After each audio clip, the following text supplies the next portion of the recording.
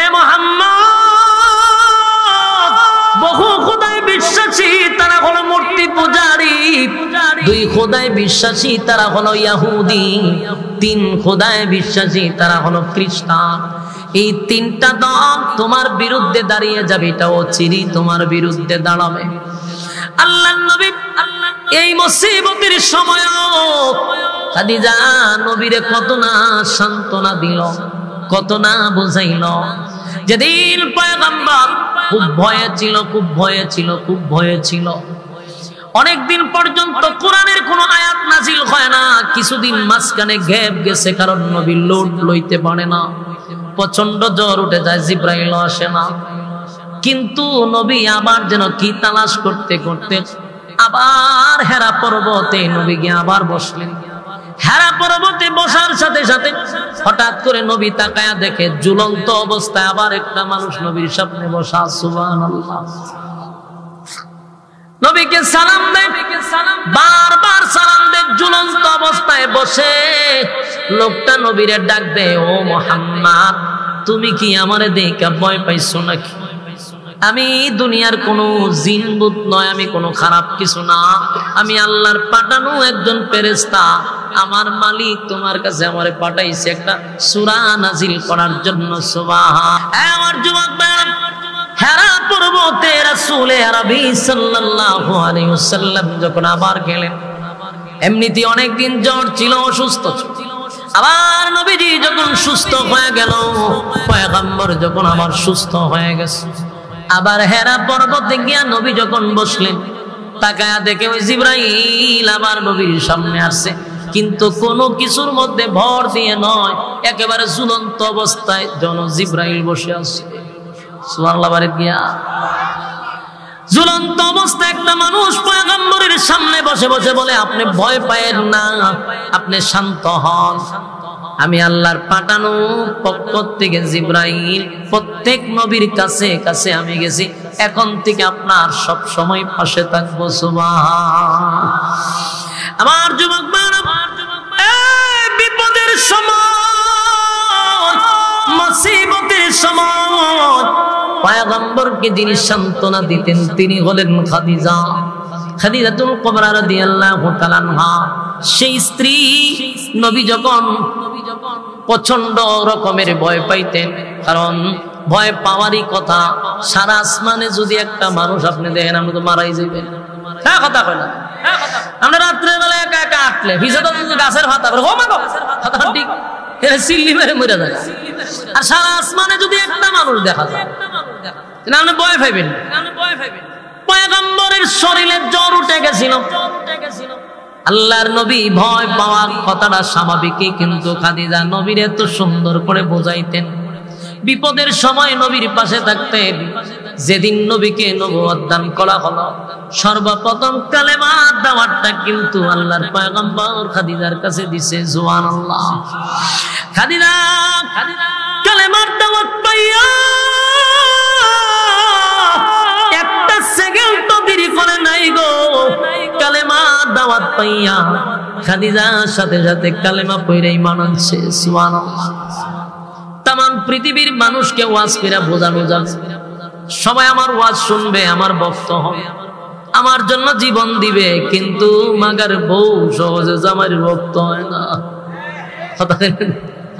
সারা দেশ ওয়াজ কইরাও আমরা একটা ভক্ত, কিন্তু বউয়ের কাছে গিয়া ওয়াজ করলে খাবার চার পয়সার দামও নাই, বুঝলে কোনো বক্তার খাতারই নাই আমরা।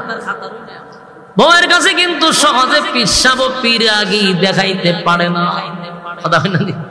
সারা দেশে তার ফির মানে, কিন্তু বউয়ের কাছে তো সহজে ফিরাগি সহজে মানানো যায় না।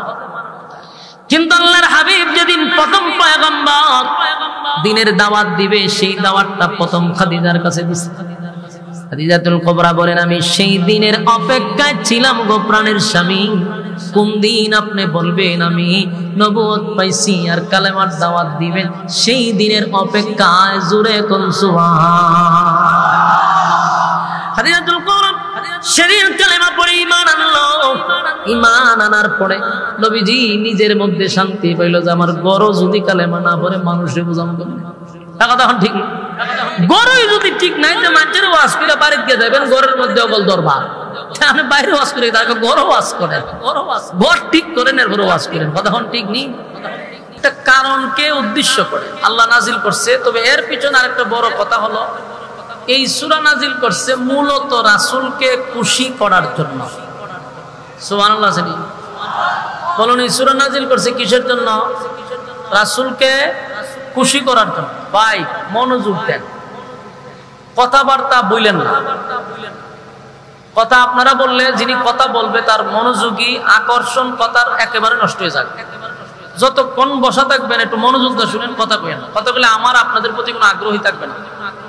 আল্লাহর রাস্তা আগে বুঝেন আলোচনা, এরপরে শুনেন, ভূমিকা মনোযোগ দেন। এই সূরা হলো কোরআনের সবচেয়ে ছোট সূরা, নাজিল হয়েছে রাসূলকে খুশি করার জন্য। রাসূলকে খুশি করার জন্য কেন নাজিল করলেন? বলে মক্কা নগরীতে রাসূল সাল্লাল্লাহু আলাইহি ওয়াসাল্লাম যেই সময়টাতে সবচেয়ে বেশি ব্যতীত ছিল, সবচেয়ে বেশি কষ্টে ছিল, যেই সময়টাতে রাসূলের পাশে দাঁড়ানোর মতো কেউ নাই, ওই পরিস্থিতিটা রাসূলের জন্য সবচেয়ে বেশি বেদনাদায়ক ছিল।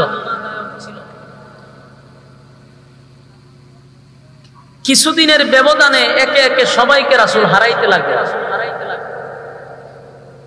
যেই লোকটা বাবার মতো মহব্বত করত, রাসূলের বাবার আদর পায় নাই।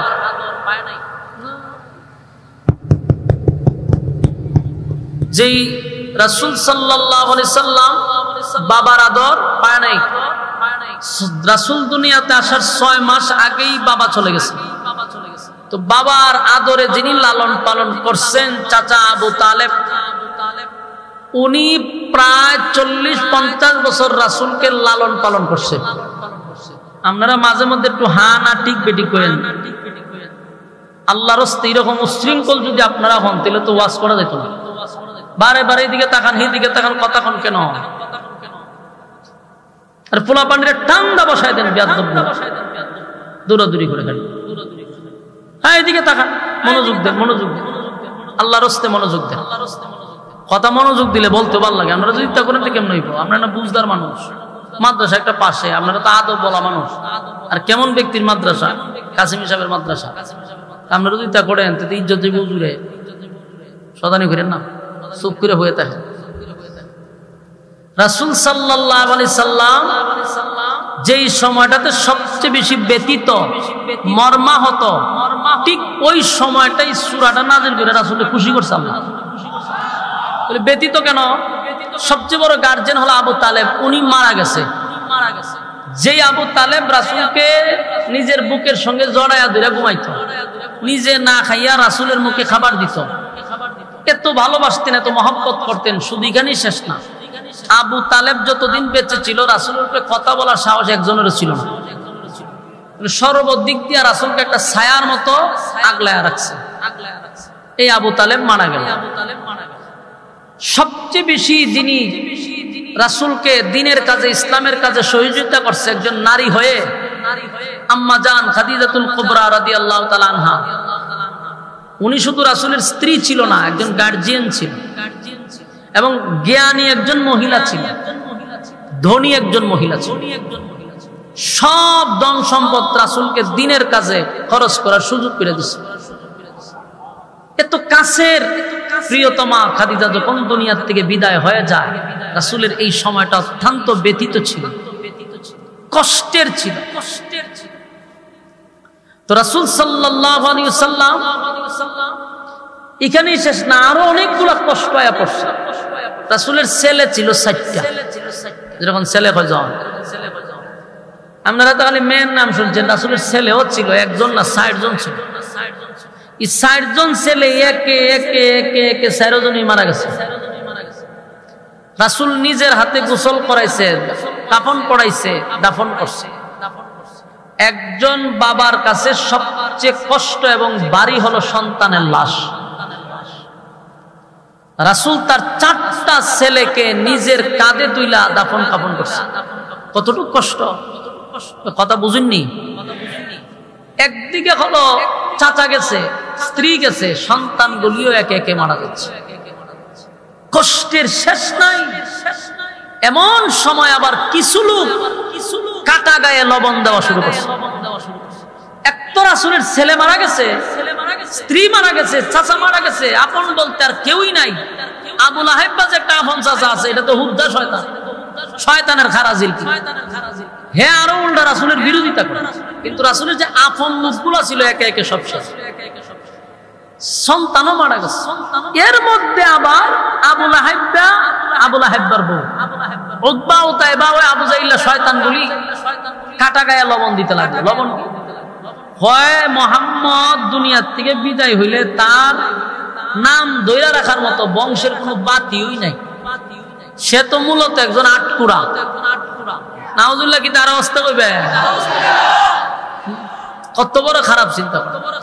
এক তো সন্তান হারা বেতা, স্ত্রী হারা বেতা, চাচা হারা বেতা, এর মধ্যে আবার কয় যে উনি তো আটকুরা, মারা যাওয়ার পরে উনার বংশের বাতি নাই, ছেলেগুলো মারা গেছে, তো তার নাম নেওয়ার মতো তো মক্কায় কেউই থাকবে না।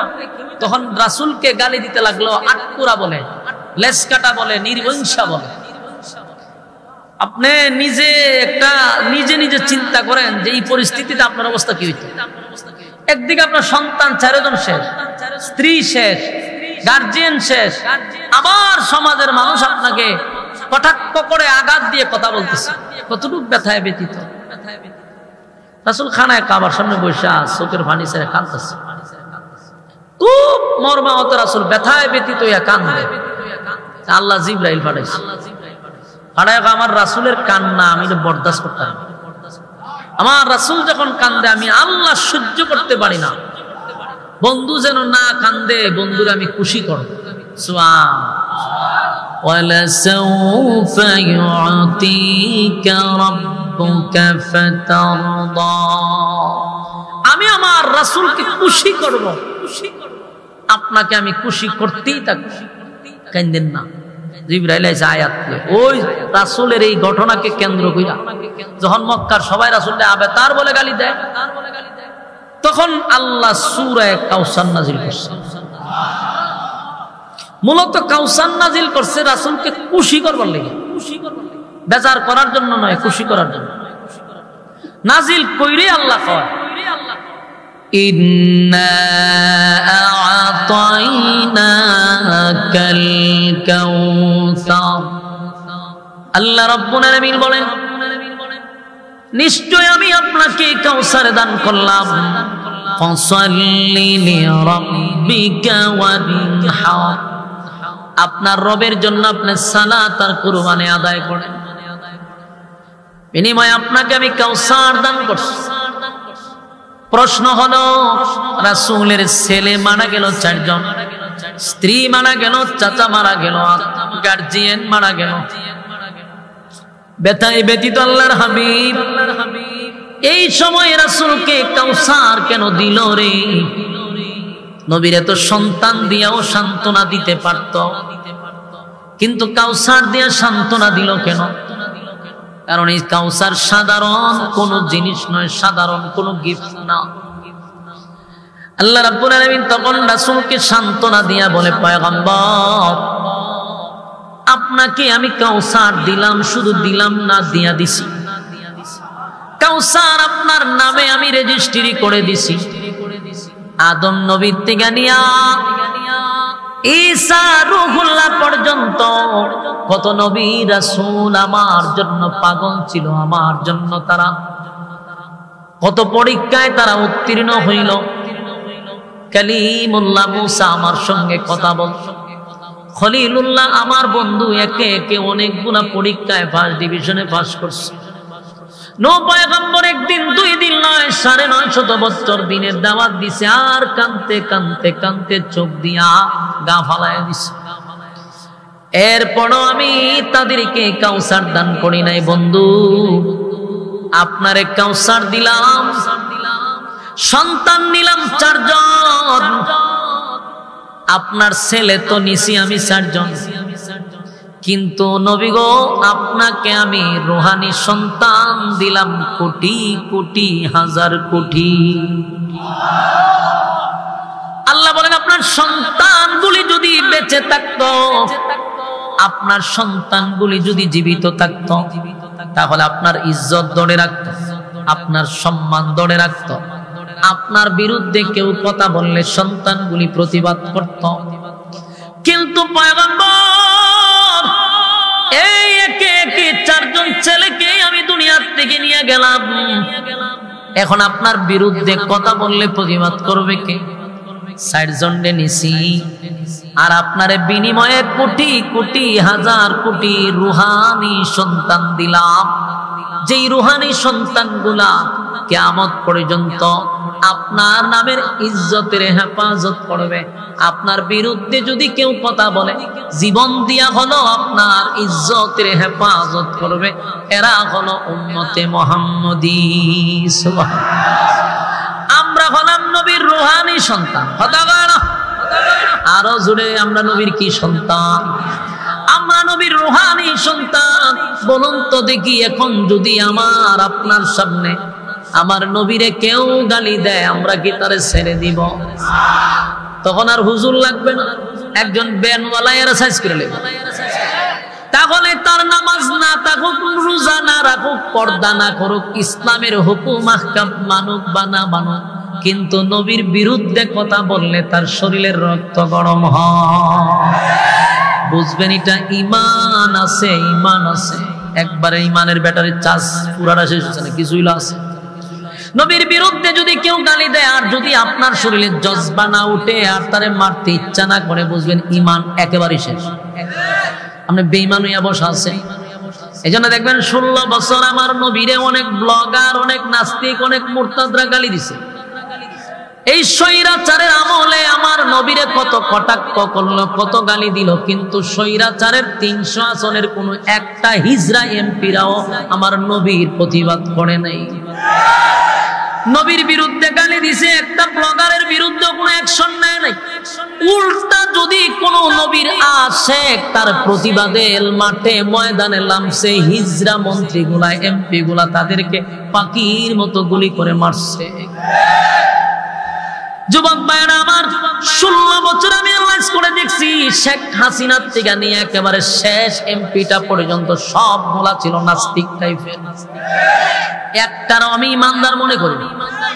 নাস্তিক যদি না হইতো, একটা এমপিও তো বলতে পারতো যে নবীর বিরুদ্ধে গালি দেয়, কেন আপনারা আইন পাস করেন না?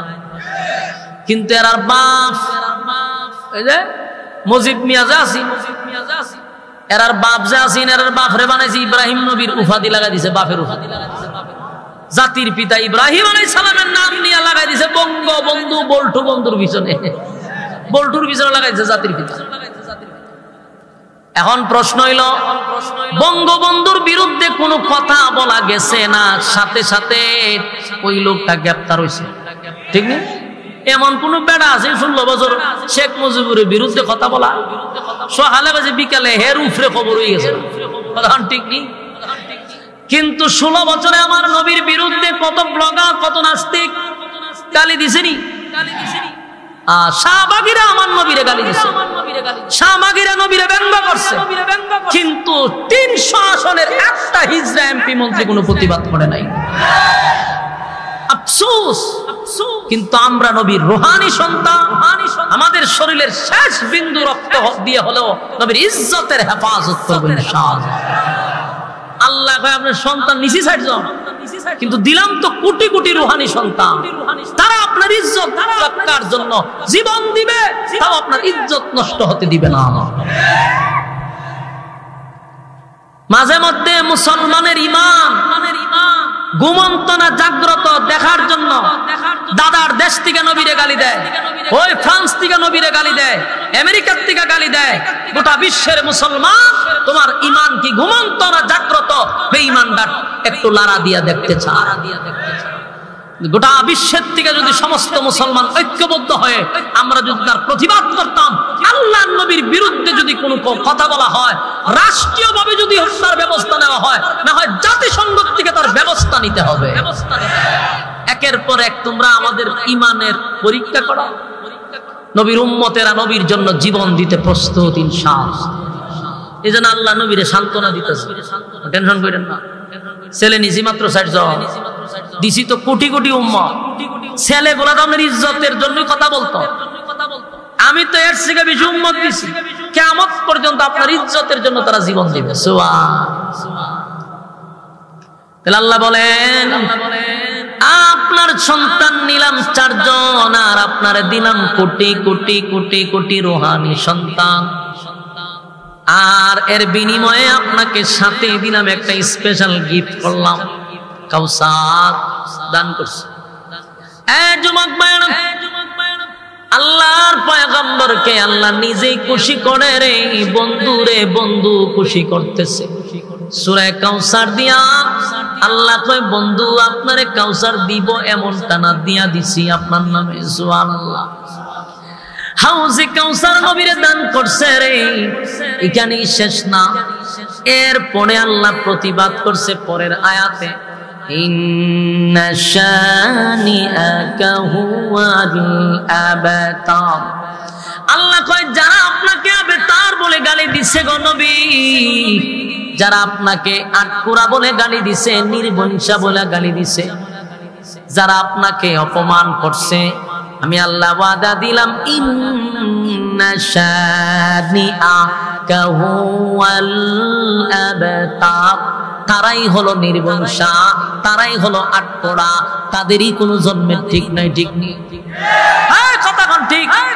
আবু জাহিলের নাম কেউ লয়, নবীর নাম লওয়ার মতো বলে কেউ থাকতো না। বলুন তো দেখি প্রতি সেকেন্ডে সেকেন্ডে নবীর দুরূদ মদিনায় পৌঁছতেছে কিনা? সব জায়গায় নবীর উম্মতের মুখে নবীর দুরূদ চলতেছে, কিয়ামত পর্যন্ত নবীর নাম থাকবে মানুষ আশিকের মুখে মুখে। কথা কোন ঠিক? আবু জাহেলের নাম কেউ লয়, যদি আমরা লইতেছি একবারও কি আবু জাহেলের নামটা সুন্দর করে কেউ বলে? আজ পর্যন্ত কোন ছেলের নাম আবু জাহেল নাম রাখতে শুনছেন? আবু লাহাব রাখতে শুনছেন? কেউ রাখে না। এরা সমাজের সবচেয়ে ঘৃণিত, এদের বাতি ধরানোর মতো কেউ নাই। অথচ নবীর এরা বলছিল এদের বাড়িতে মানুষকে বাথরুম করে। আবু জাহেলের বাড়িতে আমিও বাথরুম করেছি, বাথরুম আসে না, জোর করে বই আইছে। তাহলে এদের নাম নেওয়ার মতো কেউ আছে? আর আমার নবীর নাম প্রতি সেকেন্ডে যাইতেছে মদিনায়। সুবহান।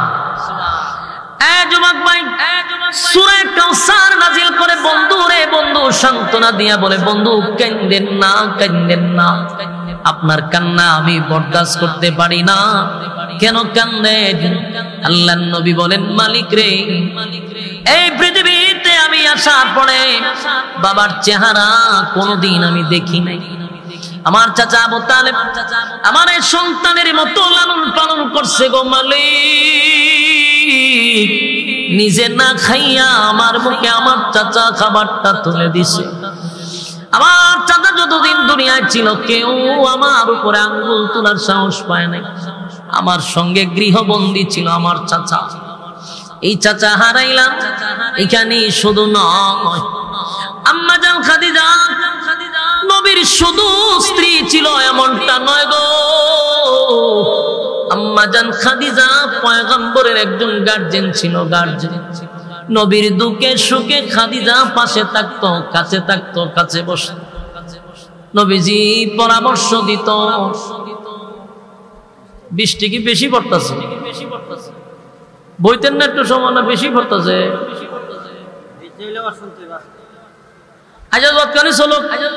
দিমান হয়, স্ত্রী যদি নেককার হয়, স্বামীর চলতে বড় সুবিধা হয়। স্ত্রী যদি নেককার হয় তাহলে বদগার স্বামীও ভালো হয়ে যায়, কথা হয় না? আর স্বামী যদি নেককার হয়, স্ত্রী যদি বদগার হয়, একটা সময় বদগার স্ত্রীর রান্না খাইতে খাইতে স্বামীটার দিল মইরা যায়।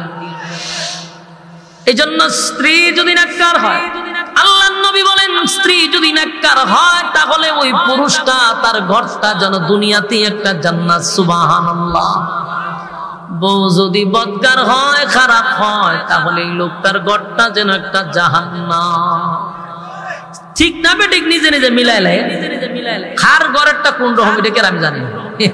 নিজে নিজে হিসাব কিতাব মিলাইবেন যে আপনি জান্নাত আছেন না জাহান্নাম আছে।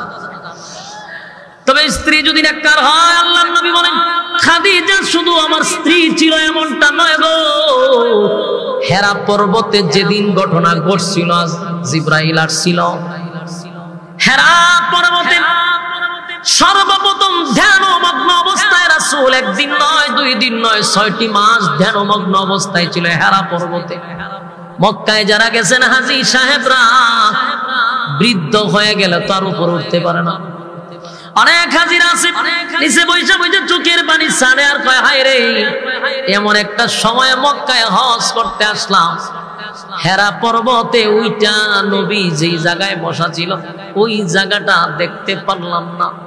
এই জন্য হজ উমরা যারা করবেন জোয়ান থাকতে শক্তি থাকতে ওইটা যান।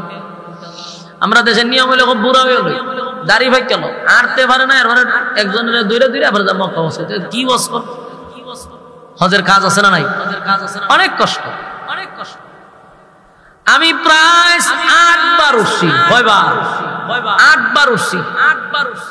আমার আল্লাহ 8 বার উঠাইছে হেরা পর্বতে। 8 বার গিয়ে আমি সেখানে বসছি যেখানে আল্লাহর পয়গম্বর ধ্যানমগ্ন অবস্থায় বসা থাকতো। নিজের চোখে দেখছি, নিজের চোখে দেখে ওখানে 2 রাকাত নামাজও পড়ছি। ছোট্ট একটা জায়গা, এখন তো সরকার বিভিন্ন সিস্টেম কইরা দিছে, অথবা ছোট ছোট সিঁড়ি বানায়া দিছে, সিঁড়ি বানায়া দিছে। তারপর আমার 8 লিটার পানি লাগছে খালি এটার উপরে উঠছি। 8 লিটার পানি আমি খাইছি। পানি যে কই গেছে আমি নিজে হইতাম প্রস্রাবের বেগেও ধরে। এই 8 লিটার পানি যদি আমার জোয়ান বয়সে খাওয়ান লাগে তাহলে বুড়াটি মরবো নি? বুড়াটি তো মরবো। আমি 8 লিটার পানি খাইছি, পুরা কিস লইয়া গেছি, কিন্তু সব শেষ। এর পর আমার গলা উল্টো হয়ে গেছে।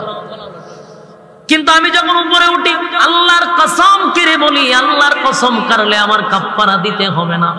আমি যখন এটার উপরে প্রথমবার উঠি, আমার ওই নবীর ইতিহাসগুলো আমার চোখে ভাসতেছিলাম, মাজান খাদিজার ইতিহাস আর নবীর হেরা পর্বতের ঘটনা আমার চোখে ভাসতেছিল।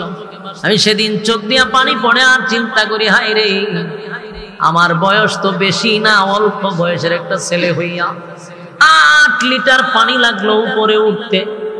আর এই জায়গাতে এখন সিঁড়ির ব্যবস্থা আছে, এরপর আমার এত কষ্ট হয়। আর আল্লাহর পয়গম্বর প্রায় 1500 বছর আগে প্রতিদিন সেখানে গিয়া নবী ধ্যানমগ্ন অবস্থায় বসে থাকত। তখন কোনো সিঁড়ি ছিল না, ওঠার কোনো ব্যবস্থাও ছিল না। পাথরের পাহাড়গুলি বেয়ে বেয়ে উপরে উঠতে। কিন্তু এটা আমার এত আশ্চর্য লাগে নাই, কারণ নবীর শরীরে 4000 পালোয়ানের শক্তি ছিল। সুবহানাল্লাহ, কি বাড়ি দিয়া কইবেন? 4000 পালোয়ানের শক্তি আমার নবীর শরীরে একাই ছিল।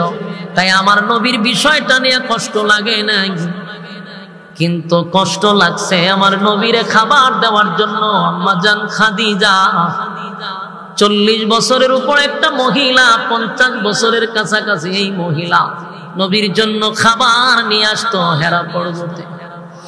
আমি যখন উঠি আমার চোখ দিয়ে পানি আসছে,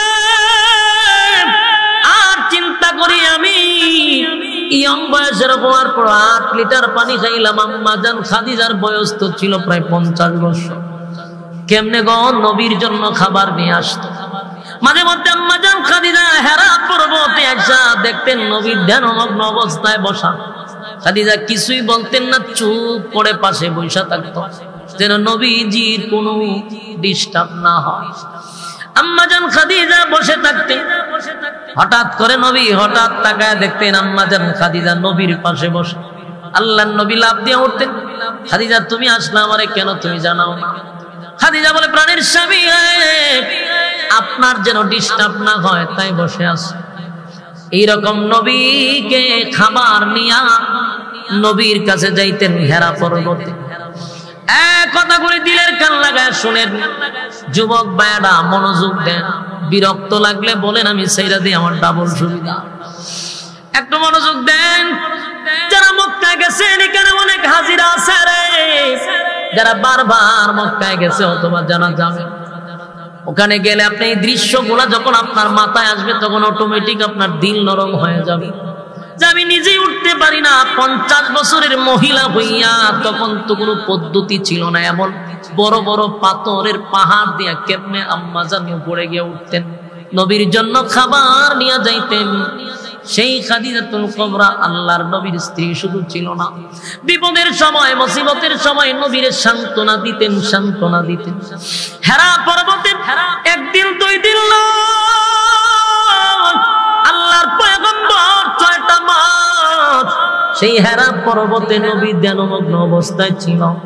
হঠাৎ করে একদিন জিবরাইল আলাইহিস সালাতু ওয়াস সালাম নবীর সামনে হাজির।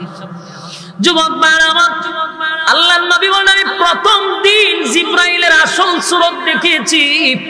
জিবরাইলের পূর্ণ সুরত আমি প্রথম হেরা পর্বতে দেখছি, যেটা দেখলে আমি আপনার জাগাতেই শেষ। জিবরাইল আলাইহিস সালাতু ওয়াস সালাম কত বড় কেমনে বোঝায় আল্লাহর নবী বলেন আমি তাকায়া দেখি সারা আসমানে শুধু জিবরাইলকে দেখা যায়। যুবক ভাই দিলের কান লাগায় শুনে, পয়গম্বর বলেন আমি যখন ডাইনে তাকাই জিবরাইল, বামে তাকাই জিবরাইল, সামনে তাকাই জিবরাইল, পিছনে জিবরাইল, উপরে জিবরাইল, সারাটা আসমান নিয়ে যেন তামাম পৃথিবী ঘেরাও করে ফেলেছে জিবরাইলে। এত বড় জিবরাইল আলাইহিস সালাতু ওয়াস সালাম হেরা পর্বতে নবীর সামনে যখন আসছে, নবীরে চাপ দিয়া তখন নবীর সামনে ইকরা বিসমি রাব্বিকাল্লাযী খালাক সূরা নাযিল। আল্লাহর নবী যখন বলতে পারতেছিল না, বলুন আপনার প্রভুর নামে, যখন বলছে আপনার প্রভুর নামে পড়েন, নবীজি একসাথে 5টা আয়াত শোনায়া দিলেন। জিবরাইল একটা চাপ দিছে বুকের সাথে, বুকের সাথে চাপ দিছে। এই ঘটনা সবাই শুনছেন, সবাই জানেন। মূল ঘটনা হলো এই দৃশ্য দেখার পরে কোরআনের কয়েকটা আয়াত যখন নাজিল হয়ে গেল, আল্লাহর নবীর শরীরে কম্পন সৃষ্টি হয়ে গেছে, কম্পন। এমন অবস্থা কোন রকম পয়গম্বর বাড়িতে গেলেন, আম্মা জান খাদিজার কাছে গেলেন, যাওয়ার সাথে সাথে নবীর শরীরে তাপ উঠে গেছে, মানে জ্বর উঠে গেছে, শরীরের মধ্যে প্রচন্ড জ্বর। আম্মা জানকে বললেন খাদিজা আমি অসুস্থ হয়ে গেছি, আমার শরীরে প্রচন্ড জ্বর। খাদিজা মাথায় হাত দিয়া দেখে নবীর শরীরে প্রচন্ড জ্বর, শরীর কাঁপতেছিল। আল্লাহর নবীকে খাদিজা বলেন ও আবুল কাসেম আপনার কি হয়ে গেল, কেন আপনি এমনটা করতেছেন? বারবার সান্ত্বনা দেয়ার বলে খাদিজা আমি তোমারে বলতে পারবো না, আমি যা দেখছি বলার মতো না, আমি ভয়ঙ্কর কিছু দেখছি, আমি ভয়ানক কিছু দেখছি। কে যেন আমার পাশে আসছে, আমার জড়ায়া ধরছে আর কি যেন শিখায়া গেছে। তখন থেকে আমার শরীরে কম্পন শুরু হয়ে গেছে। দেখেন, জ্ঞানী হইলে, বুদ্ধিমান হইলে, নেককার হইলে, স্ত্রী যদি নেককার হয় স্বামীকে অস্থিরতার মধ্যে ফালায় না। খাদিজা পয়গম্বরকে সান্ত্বনা দিয়া বলে প্রাণের স্বামী গো, কোনদিন আপনি মানুষের ক্ষতি করেননি, আপনার জীবনে কোনদিন মানুষের দিকে চোখ রাঙায় তাকান না, মানুষের হক আপনি নষ্ট করেননি, আপনি কোনদিন মানুষের ওজনে কম দেন, সারাটা জীবন শুধু মানুষের উপকার করছে, আপনার ক্ষতি কেউ করতে পারে না, জিন্নাত ক্ষতি করতে পারে না, দুশমনও নাই। তাহলে আপনার এই অবস্থা হইল কেন? প্রচন্ড জ্বর আর বারবার বলে আমি কি দেখলাম, কি দেখলাম। আবার খাদিজাতুল কুবরার একজন চাচাতো ভাই ছিল তাওরাতের আলেম ওয়ারাকা বিন নাওফাল, দৌড়াইয়া খাদিজা গিয়া বলেন আমার প্রাণের স্বামী প্রচন্ড জ্বরে আক্রান্ত, আর বারবার বলতেছে কি যেন দেখলো, কি যেন দেখলো, কি যেন পড়ায়া গেল। ওই তাওরাতের আলেম পয়গম্বরের কাছে গিয়ে দাঁড়াইয়া বলে ভাতিজা বলো না তোমার কি হইছে, কি দেখছো?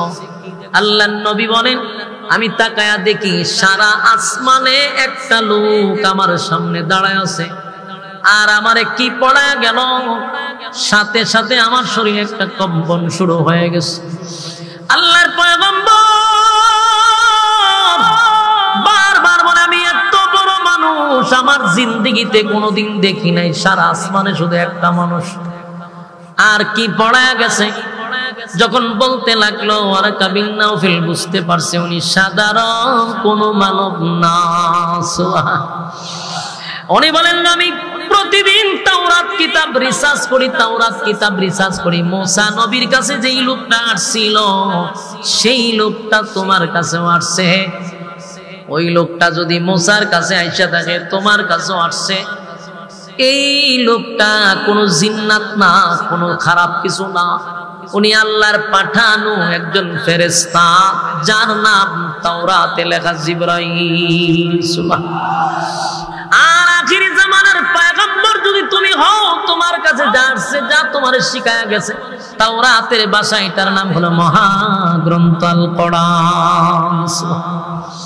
এবারে কামিল নাওফেল ছিল বৃদ্ধ লোক, একেবারে বৃদ্ধ হয়ে গেছে। এই লোকটা চোখ দিয়া পানি ছাড়ে আর কান্দে, বলে হায় রে, আমি যদি সেই সময় পর্যন্ত তোমার পাশে থাকতাম, আমি যদি সেই সময় পর্যন্ত বেঁচে থাকতাম, তাহলে তোমার পক্ষে হইয়া আমি লড়াই করতাম। একটা সময় আসবে মক্কার মানুষ তোমারে মক্কায় থাকতে দিবে না।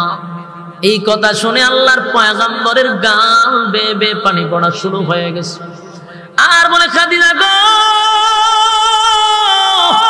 কেন আমারে মক্কায় থাকতে দিবে না? আমি কি মক্কার মানুষের দিকে কোনোদিন চোখ রাঙ্গায়া তাকাইছি? মক্কার মানুষের কি কোনোদিন ক্ষতি করছি? আমি কি মক্কার মানুষের সম্পদ নষ্ট করছি? ও খাদিজা, আমারে কেন মক্কায় থাকতে দিবে না? আমি কি অপরাধ করলাম? তাওরাতের আলেম বলেন অপরাধ একটাই, তুমি যেই বার্তা নিয়ে আসছো এটা হলো একত্ববাদী খোদার বার্তা। আর এই সমাজে তিনটা দল বসবাস করে, কেউ দ্বিত্ববাদী, কেউ তৃত্ববাদী, কেউ বহুবাদী, কেউ দুই খোদায় বিশ্বাসী, কেউ তিন খোদায় বিশ্বাসী, আবার কেউ বহু খোদায় বিশ্বাসী। আরে মুহাম্মদ, বহু খোদায় বিশ্বাসী তারা হলো মূর্তি পূজারী, দুই খোদায় বিশ্বাসী তারা হলো ইহুদি, তিন খোদায় বিশ্বাসী তারা হলো খ্রিস্টান। এই তিনটা দল তোমার বিরুদ্ধে দাঁড়িয়ে যাবে, এটাও চিরি তোমার বিরুদ্ধে দাঁড়াবে। আল্লাহর নবী এই মুসিবতের সময় খাদিজা নবীরে কত না সান্ত্বনা দিল, কত না বুঝাইল। যেদিন পয়গম্বর খুব ভয়ে ছিল, খুব ভয়ে ছিল, খুব ভয়ে ছিল, অনেকদিন পর্যন্ত কোরআনের কোন আয়াত নাজিল হয় না। কিছুদিন মাঝখানে গ্যাপ গেছে, কারণ নবী লোড লইতে পারে না, প্রচন্ড জ্বর উঠে যায়, জিব্রাইল আসে না। কিন্তু নবী আবার যেন কি তালাশ করতে করতে আবার হেরা পর্বতে নবী গিয়ে আবার বসলেন। হেরা পর্বতে বসার সাথে সাথে হঠাৎ করে নবী তাকায়া দেখে ঝুলন্ত অবস্থায় আবার একটা মানুষ নবীর সামনে বসা। সুবহানাল্লাহ। নবীকে সালাম দেয়, বারবার সালাম দেয়, ঝুলন্ত অবস্থায় বসে। লোকটা নবীরে ডাক দেয়, ও মুহাম্মদ, তুমি কি আমারে দেখে ভয় পাইছো নাকি? আমি দুনিয়ার কোনো জিনবুত নয়, আমি কোনো খারাপ কিছু না, আমি আল্লাহর পাঠানো একজন ফেরেশতা। আমার মালিক তোমার কাছে আমারে পাঠাইছে একটা সূরা নাজিল করার জন্য। সুবহান। আমার যুবক ভাইরা, হেরা পর্বতে রাসূল আরবি সাল্লাল্লাহু আলাইহি ওয়াসাল্লাম যখন আবার গেলেন, এমনিতে অনেকদিন জ্বর ছিল, অসুস্থ ছিল। আবার নবীজি যখন সুস্থ হয়ে গেল, পয়গম্বর যখন আবার সুস্থ হয়ে গেছে, আবার হেরা পর্বতে গিয়া নবী যখন বসলেন, তাকায়া দেখে ওই জিবরাইল আবার নবীর সামনে আসছে, কিন্তু কোনো কিছুর মধ্যে ভর দিয়ে নয়, একেবারে ঝুলন্ত অবস্থায় জন জিবরাইল বসে আছে। সুবহানাল্লাহ। বাড়ি গিয়া ঝুলন্ত অবস্থায় একটা মানুষ পয়গম্বরের সামনে বসে বসে বলে, আপনি ভয় পায়েন না, আপনি শান্ত হন, আমি আল্লাহর পাঠানো পক্ষ থেকে জিবরাইল প্রত্যেক নবীর কাছে কাছে আমি গেছি, এখন থেকে আপনার সব সময় পাশে থাকবো। সুবহান। আমার যুবক ভাইরা, বিপদের সময়, মুসিবতের সময় পয়গম্বরকে যিনি সান্ত্বনা দিতেন তিনি হলেন খাদিজা, খাদিজাতুল কুবরা রাদিয়াল্লাহু তাআলা আনহা। সেই স্ত্রী নবী যখন প্রচন্ড রকমের ভয় পাইতেন, কারণ ভয় পাওয়ারই কথা, সারা আসমানে যদি একটা মানুষ আপনি দেখেন, আপনি তো মারাই যাবেন। হ্যাঁ, কথা কয় না? আমরা রাত্রে বেলা একা একা আটলে ভিজে তো গাছের ভাতা করে, ও মা গো, কথা ঠিক, সিল্লি মেরে মরে যায়। আর সারা আসমানে যদি একটা মানুষ দেখা যায় না, আপনি ভয় পাইবেন। পয়গম্বরের শরীরে জ্বর উঠে গেছিল। আল্লাহর নবী ভয় পাওয়া কথাটা স্বাভাবিকই, কিন্তু খাদিজা নবীর এত সুন্দর করে বোঝাইতেন। বিপদের সময় নবীর পাশে থাকতেন। যেদিন নবীকে নবুয়ত দান করা হলো, সর্বপ্রথম কালেমার দাওয়াতটা কিন্তু আল্লাহর পয়গম্বর খাদিজার কাছে দিছে। সুবহানাল্লাহ। খাদিজা কালেমার দাওয়াত পাইয়া একটা সেকেন্ড তো দেরি করে নাই গো। কালেমার দাওয়াত পাইয়া খাদিজার সাথে সাথে কালেমা পড়ে ঈমান আনছে। সুবহানাল্লাহ। তামাম পৃথিবীর মানুষকে ওয়াজ করে বোঝানো যাবে, সবাই আমার ওয়াজ শুনবে, আমার ভক্ত হবে, আমার জন্য জীবন দিবে, কিন্তু মাগার বউ সহজে জামাইয়ের ভক্ত হয় না। সারা দেশ ওয়াজ কইরাও আমরা একটা ভক্ত, কিন্তু বউয়ের কাছে গিয়া ওয়াজ করলে খামার চার বছর দামও নাই, বুঝলে কোনো বক্তার খাতারই নাই। আমরা বউয়ের কাছে কিন্তু সহজে পিসাব পিরাগি দেখাইতে পারে না। সারা দেশে তারা ফির মানে, কিন্তু বউয়ের কাছে তো সহজে ফিরাগি সহজে মানানো যায় না। কিন্তু আল্লাহর হাবিব যেদিন প্রথম পয়গম্বর দিনের দাওয়াত দিবে, সেই দাওয়াতটা প্রথম খাদিজার কাছে দিছে। খাদিজাতুল কুবরা বলেন, আমি সেই দিনের অপেক্ষায় ছিলাম গো প্রাণের স্বামী, কোন দিন আপনি বলবেন আমি নবুয়ত পাইছি আর কালেমার দাওয়াত দিবেন, সেই দিনের অপেক্ষায়। জোরে কোন সুবহান। খাদিজাতুল কুবরা সেদিন কালেমা পড়ে ঈমান আনলো। ঈমান আনার পরে নবীজি নিজের মধ্যে শান্তি পাইল যে আমার গরো যদি কালেমা না পড়ে মানুষে বুঝাম কেমন। তখন ঠিক গরই যদি ঠিক নাই তো মানুষের ওয়াজ করে বাড়িতে গিয়ে যাবেন, ঘরের মধ্যে অকল দরবার, আপনি বাইরে ওয়াজ করে তাকে গরো ওয়াজ করেন, ঘর ঠিক করেন, এরপরে ওয়াজ করেন। কতক্ষণ ঠিক নেই। রাসূল প্রথম কালেমার দাওয়াত দিলে নিজের স্ত্রীকে আওয়াজ খুব সুন্দর, শ্বাস টানতে চিল্লি দিলে ভিতরে ঢুকে যায় আওয়াজ, যদি এম নাই তো এমন জায়গায় গেলে সাউন্ড তো সুন্দর আছে, কিন্তু ডাইবা জায়গা সাউন্ড ভোল্টেজ কম কেড়ে